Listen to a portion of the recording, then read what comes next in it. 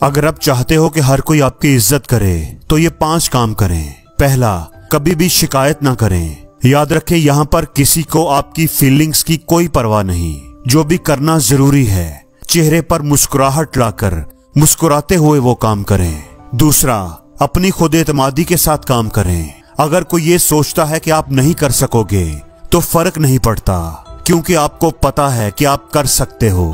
तीसरा, आपसे गलती हो जाए तो मान लें। आप हर चीज नहीं जानते। अपनी गलती को मानना और उससे सीखना आगे बढ़ने का बेहतरीन तरीका है। चौथा, आप जो कहते हो वो करके दिखाओ। अपनी कमिटमेंट्स को पूरा करें। याद रखें, आपकी रेपुटेशन सबसे अहम है, उसको कभी ना खोएं। पांचवा, अपने जज्बात पर काबू रखें। आपके इमोशंस आपके फैसलों पर असरअंदाज होते हैं।